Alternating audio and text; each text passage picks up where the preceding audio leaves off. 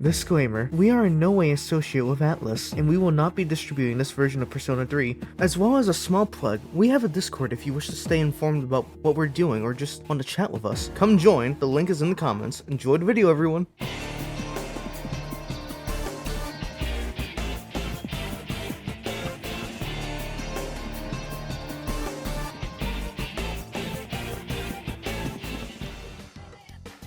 Hey again everybody, we're back with the Persona 3 Beta Part 2. Now, before we begin, please do keep in mind that this video is going to be less about covering the elements of the beta, and more about abusing the fact we have a dead menu to do things that were never really intended. But, the first part of this video will be dedicated to wrapping up a few loose ends from Part 1. Without further ado, let's get to it.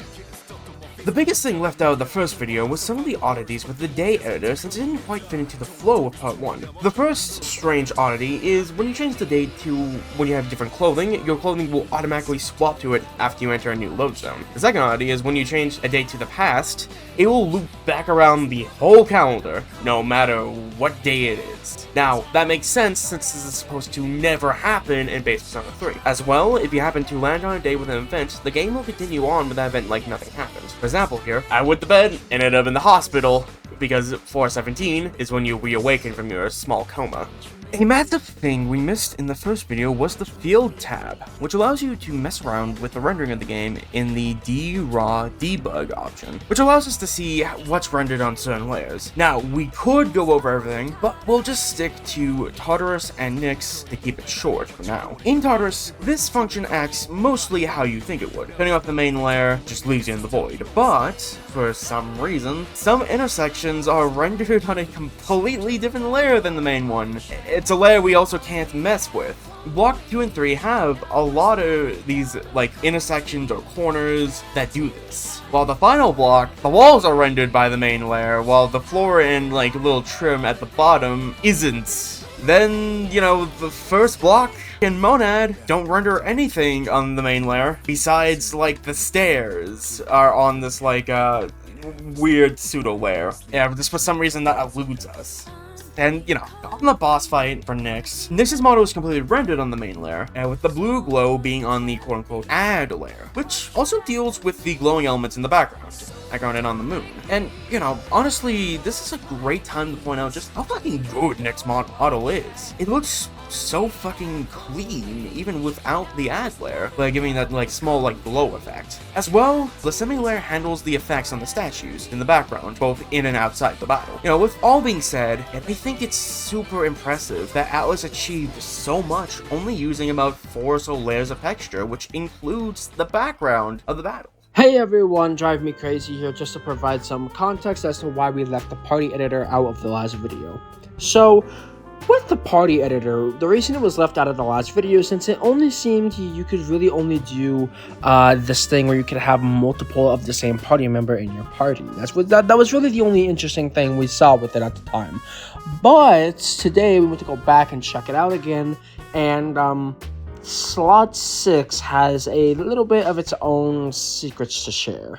Hello, your Lowenthal. It is I, Alex Lee here, to save this video from being boring. Yep, that's right, a second Makoto. Now, for those who are unaware, this current battle stance that you are seeing for this Makoto is the one that is used in Persona 3 Reload. So, just a little fun fact to toss that way, but just for a little bit more context provided. This Makoto has the icon of Junpei. It's called Fuka in the tactics menu and is not recognized as an actual party member. But only for some ungodly reason, Messiah knows he can level up, but seemingly has no fucking persona.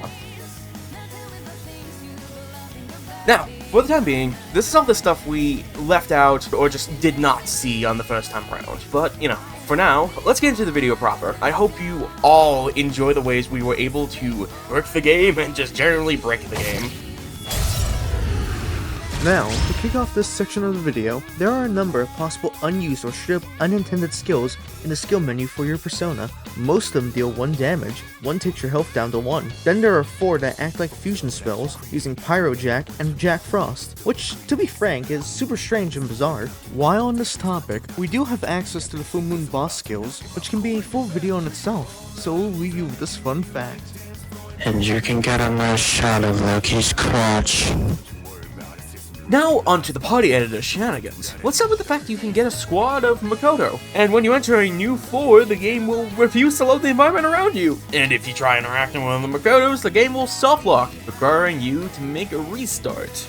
Unless you go to floor 402, otherwise known as the Aquera floors. Then go up, we spawn near a non-functional stairway, which is normally not accessible since you meet up with Akihiko and Junpei before you can get to it. Now, this was discovered by Drive Me Crazy, and to be clear, the footage you're seeing, I'm having a hard-ass time controlling myself since I've been sped up by a significant amount. As well, you can clip the walls by merely repeatedly attacking them due to the speed up. And finally, you can bring your Makoto squad into the full moon boss. Although the game will crash when the boss fight finishes, and they don't really work as intended, it's a little weird, but we'll get into that in the next section. Now, during the creation of Part 1, we found out you could have more than one of the same party member in a fight, and they kinda work. They're invisible and share their health with the real version of them, but won't die if the real one hits 0. Now, we also found some oddities, like the fact that character animations sometimes break when there are more than one of them, or they just become Sonic, due to there being a number of them. We saw that with the Makoto Horde. But, you know, as well, if you use all recovery, they will sometimes just endlessly die for some reason. And finally, when you all attack shadows, the portraits will properly display the correct character if you have more than one of them, which is bizarre to say the least. Now, while often this just crashes the game, when you get into a shovel time, or the end of the battle screen, sometimes you can get the game to work just enough. And it has strange fucking results. Like the fact that Akihiko became a wall, then a section of the flooring, then a fucking pillar on the next floor, then the game crashed. And I could not for the life of me replicate this glitch with another set of party members. I just could not replicate it. I don't know how this happened, and I don't know why it's only with Akihiko. Help me. Moving back to something we mostly left out of part 1, we had discovered what we call the Limbo floors, which are floors 300 to 399. These floors are more or less copies of Thebel's early floors, as mentioned in part 1. But, just a little thing, the Shadows pathing is absolutely fucked. Well, through these floors, we also discovered something called a dummy. So when you open up a chest on these floors, you get an item called a dummy.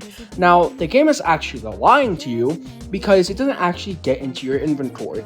But through the inventory menu editor, you can artificially add one into your inventory. And when used, it damages you for some fucking reason. Which, if you use enough of them, around 2 at level 1, you can die before you get in a battle. And this is what that looks like. Yeah, it's strange, isn't it? Now, as well, there are sometimes the bigger shadows that spawn, which are the little purple ones. We'll flash an image right here. But on this floor, these purple shadows typically do not have the ability to spawn here. So with this being said, if you go up and try to attack one, the game is going to be stuck in the transition phase into a battle, so you're going to need to reset the game if you end up attacking one. So, another soft lock to present to you. Now, one thing before we get into the last part. If you stuck around this long in the video, how about liking and subscribing? But something that was kind of seen as part of the background version of Part 1 were the "You are cheater" Navi callouts and are in the Persona 3 beta. Now, inherently, these seem kinda pointless, since, you know, only certain people were able to play this beta. But that now kinda makes me think of a bigger question. How the hell do you trigger Fuka to say these lines? Well, using Universe or any normally unattainable persona, i.e. your party's personas, will make Fuka call you a cheater when you swap them or are just idling on them sometimes. But that's not the only oddity when it comes to the party's personas. The final persona owners of your party members normally just inherit the level and skills of the old persona, so there's never a need for them to be any higher than level 1 and knowing the exact same lineup as the old persona. But for some reason, Athena begins at level 29 like Aigis' original persona does, which is weird because no other other character that you get later on has their persona begin at a later level, or their evolved persona begin at a later level, except